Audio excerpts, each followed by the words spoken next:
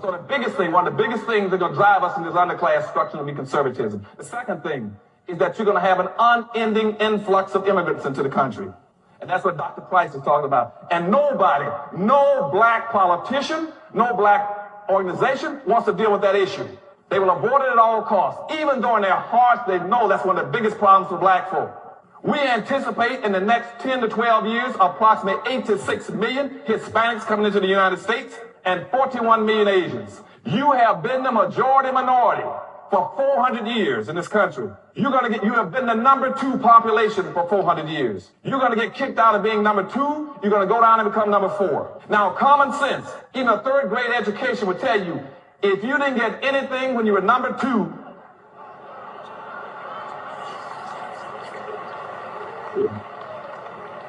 you all jumped ahead of me, but anyway, you can guess what you're going to get when you become #4. Immigration's a hot topic in the FBA community right now. And from Chicago to LA, black Americans are feeling the brunt from having illegals flooding their town. Now, the question we have to ask ourselves is, why is the Democratic Party stomping so hard to allow them to take over our communities? And who actually benefits and who doesn't from having them here? I think one of the main reasons the Democrats are fighting so hard for the illegal aliens to become citizens is because they're losing the black vote. They're losing the black vote, and they can see it. Kamala Harris only received 77% of the black vote. Kamala Harris only received 73% of the black male vote during the last election. There's no way a Democrat can win the presidential election with 77% of the black vote. They need damn near 95%, and they would never get that amount again. Never. They would get the majority of the black vote, but there were so many that have peeled off for the Republicans that they would never be able to win unless they cheat or unless they continue to bring in illegals so they can vote for them. That's why they're working so hard for the illegals. It's been 12 months.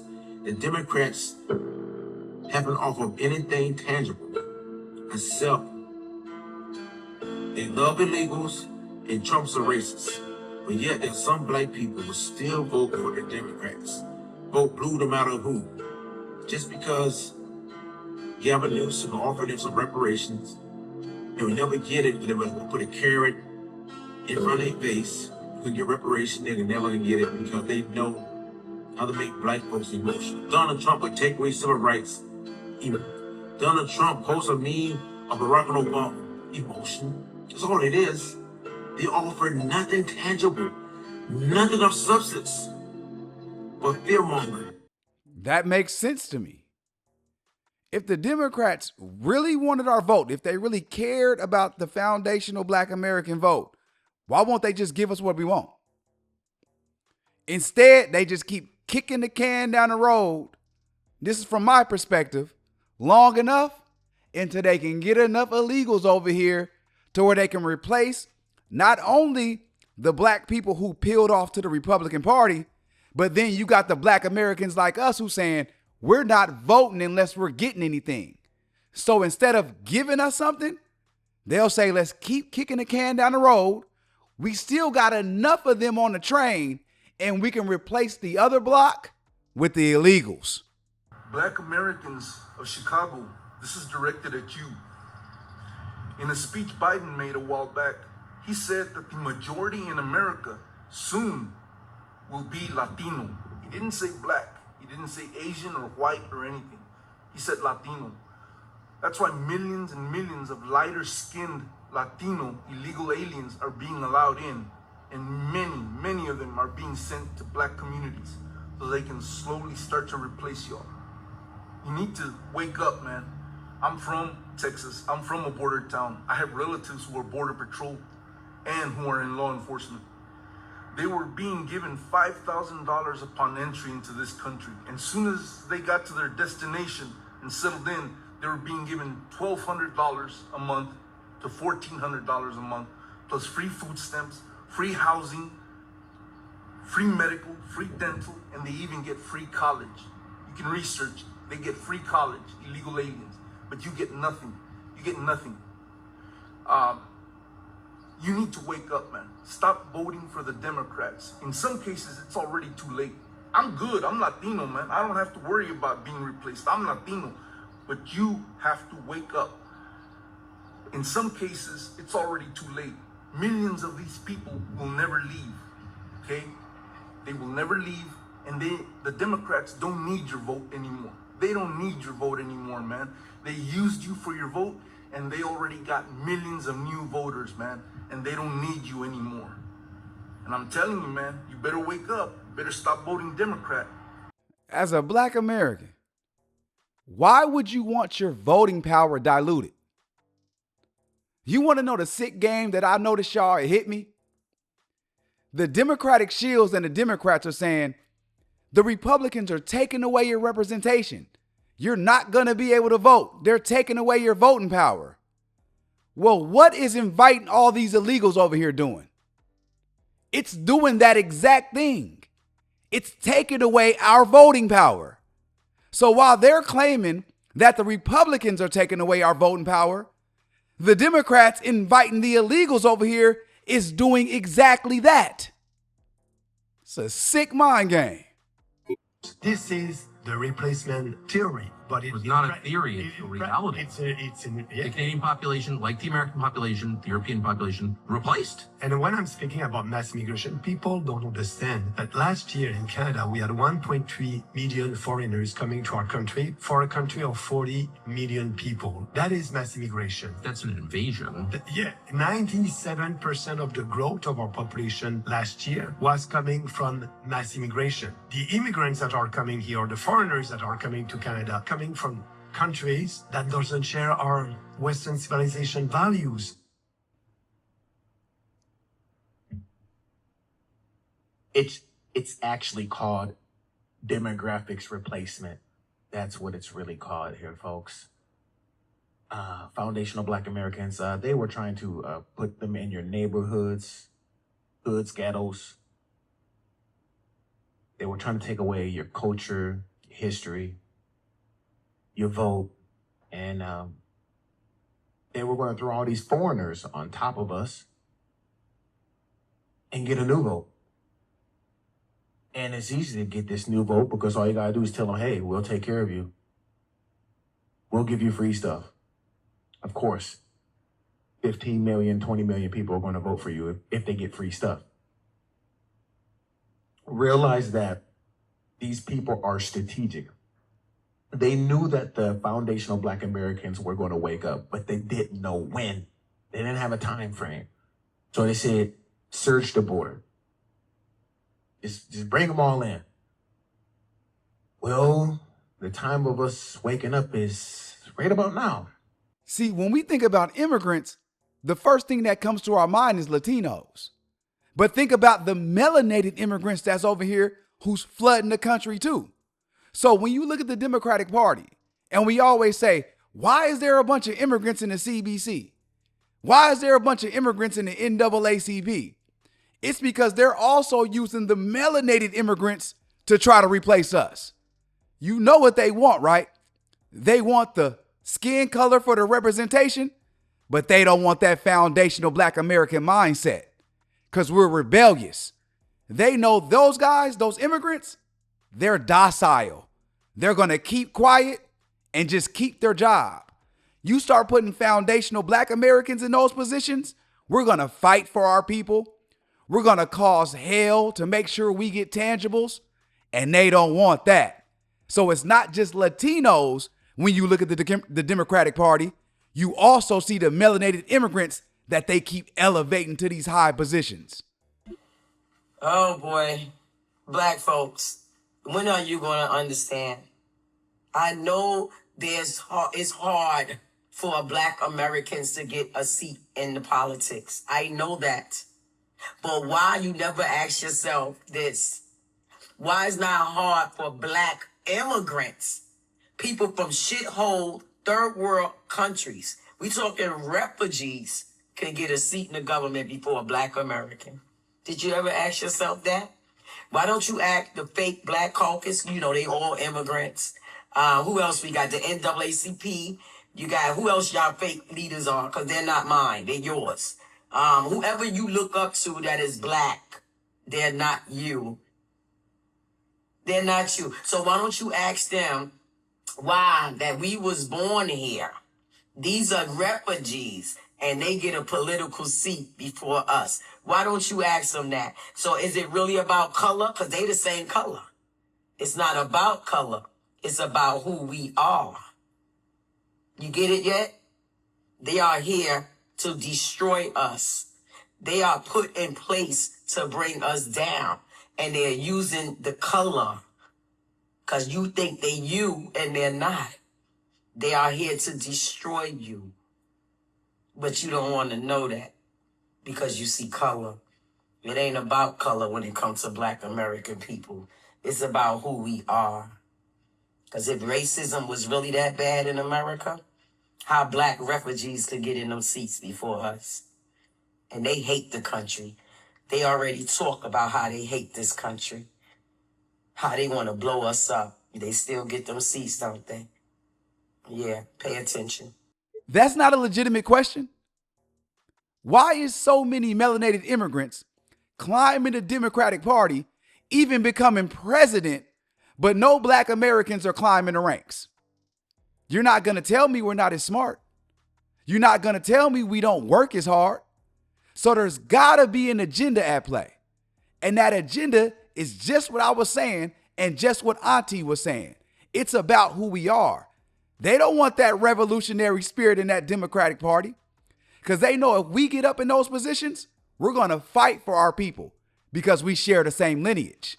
They know a Jamaican ain't going to fight for nothing for black Americans because we don't share the same heritage. We don't share the same ancestry. They know what they're doing. It's a game that they're playing. I wanted to make this video of kind of a quick rant on some things that I found while doing research for my other immigrant video. Now, we know the Democrat Party has been trying forever to replace black Americans with immigrants, but they were doing it all the way back before the Civil Rights Movement, but they expanded it during the Civil Rights Movement. I know we are very critical on Hispanic and Latino immigrants, but one group we do not touch is the Africans, all right? When our people or black Americans were fighting in them streets during the Civil Rights Movement for rights, for economic resources, when our HBCUs were fighting for scraps, our U.S. government, led by Lyndon B. Johnson, was sending hundreds of millions of dollars to Africa to bring them here. In 1962, there were still African nations coming into the United States on a ship. Not with chains. They were looking like this. Let's bring up the photo. I want you guys to really look at this picture because I know many of you have heard that typically probably from the older Africans that they came here with nothing, right? They came here with scraps and just whatever they had in their pocket. Well, look at this. This is a ship coming from Africa to New York in 1962. Yes, and I really want you to look at this. Does this look like poor people?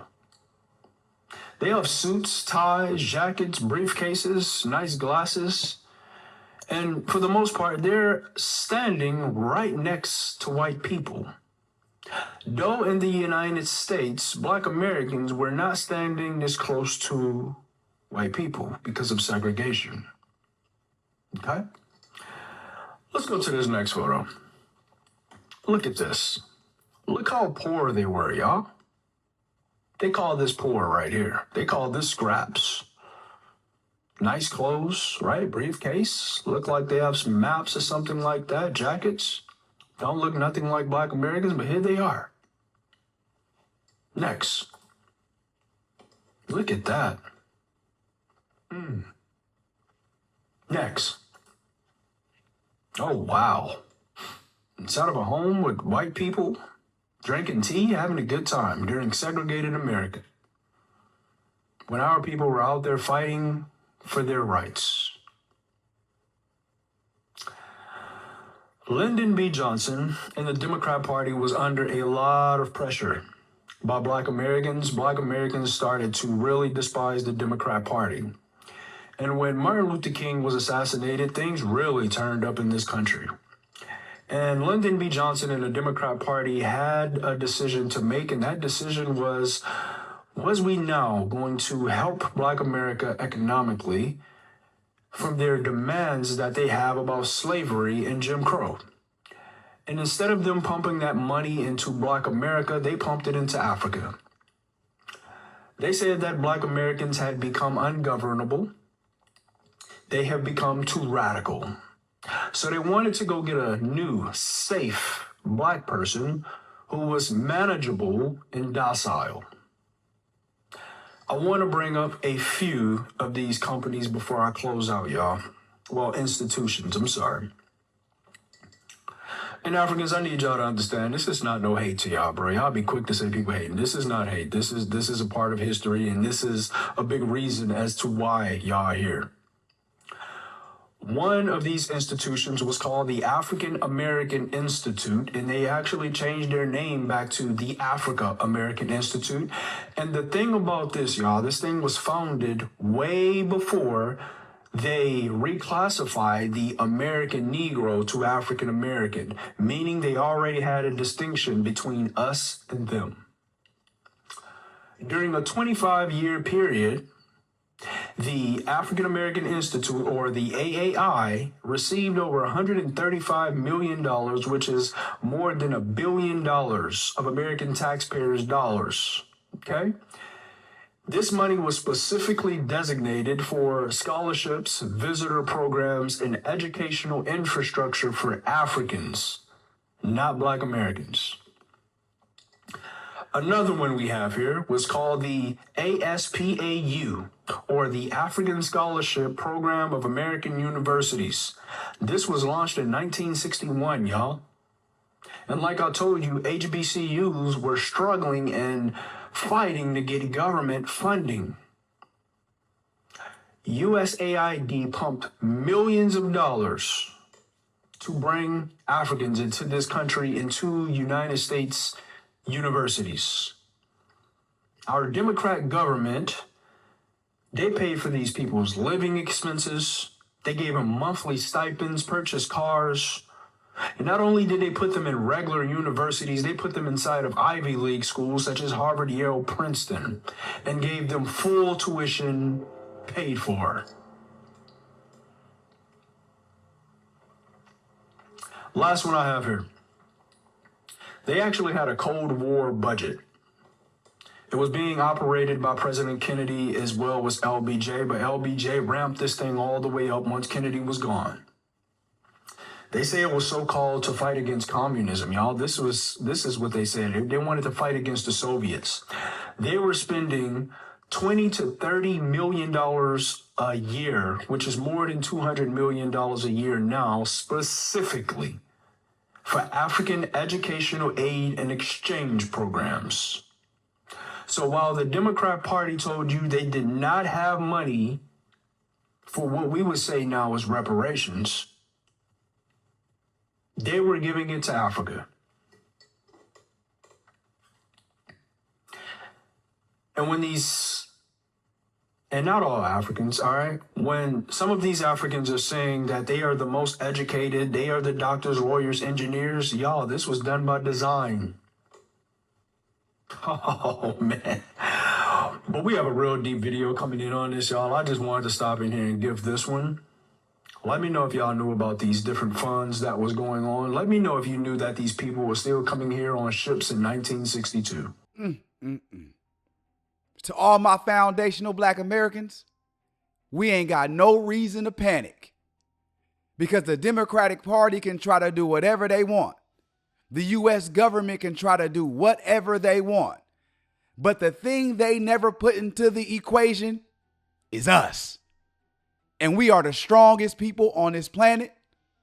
We are going to thrive and survive. And I guarantee you that this plan backfires.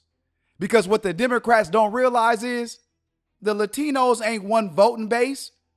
Latinos are made up of Venezuelans, Cubans, Puerto Ricans, Mexicans, white Latinos, dark Latinos. They don't all vote one way. These Africans they bring over, they're tribalistic. They don't vote one way. Ethiopians don't vote with Somalians. Nigerians don't vote with Ghanaians. Ghanaians don't vote with Fijians. So they're all split too. We don't got nothing to worry about. We will preserve ourselves. We're the most innovative. We're the most strongest. We're the most creative. So we're going to be just fine. There's no need to panic. I love y'all. I appreciate y'all. I'm out.